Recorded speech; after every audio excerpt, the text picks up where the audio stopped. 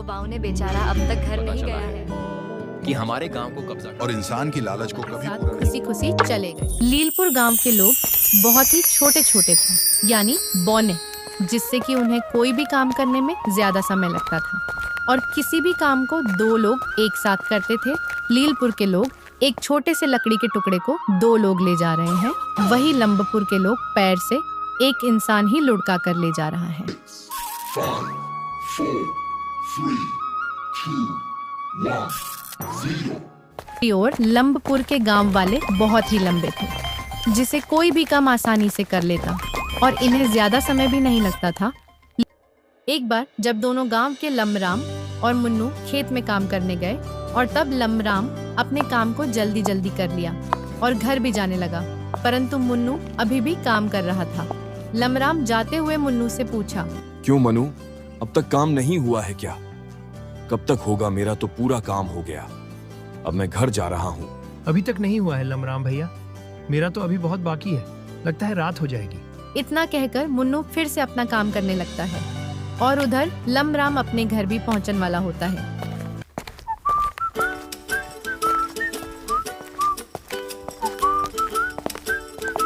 घर पहुंचकर औजार को रखकर घर के अंदर गया और अपनी पत्नी को बोला, अजी सुनती हो, जल्दी से आ जाओ, आज पूरा काम हो गया, कल का काम भी हो गया है। हाँ हाँ आ रही हूँ।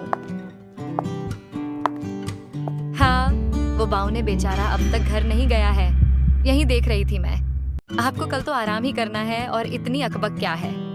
अब जल्दी से खाना लगा दो, बहुत भूख लगा है। मैं खाना लाती हूँ।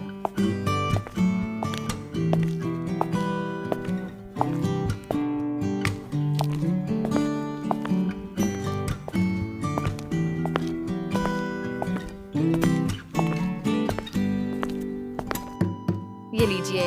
लामराम खाना को प्रणाम करता है और खाने लगता है और खाकर ये सभी सो गए। और उधर मुन्नू को काम करते करते रात हो जाती है और वो भी घर की ओर चल देता है, परंतु रास्ते में कभी खतरा भी हो जाता था।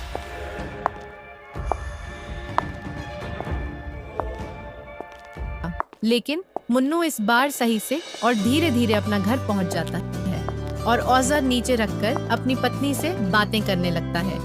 आज तो काम करते करते बहुत रात हो गया और पूरा काम भी नहीं हुआ है, कल फिर से करना होगा। लगता है कुछ दिमाग लगाना होगा। काश हम भी लंबे होते तो हमारा काम भी जल्दी हो जाता। हम लोग कर भी क्या सकते हैं जी, हम लोग तो बौने हैं और लांबपुर के गांव वाले हमारे गांव को तो कब्जा भी कर सकते हैं। अच्छा चलो अब सो जाते हैं, अभी तो मुख भी नहीं है, कल सुबह ही देखा जाएगा क्या होता है।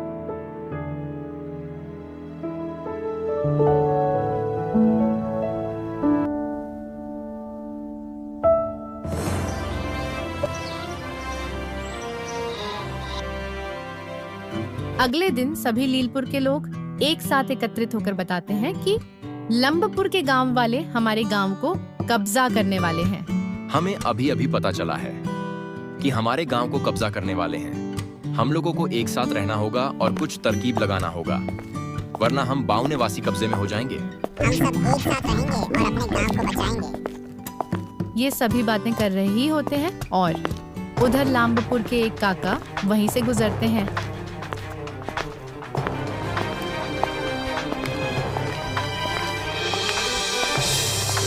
और रुककर सोचते हैं कि अब हमें सब्जी ज्यादा लेना होगा, क्योंकि पिछली बार कम पड़ गया था। और तब ये फिर वहां से चले जाते हैं। तब ये लोग बहुत घबरा जाते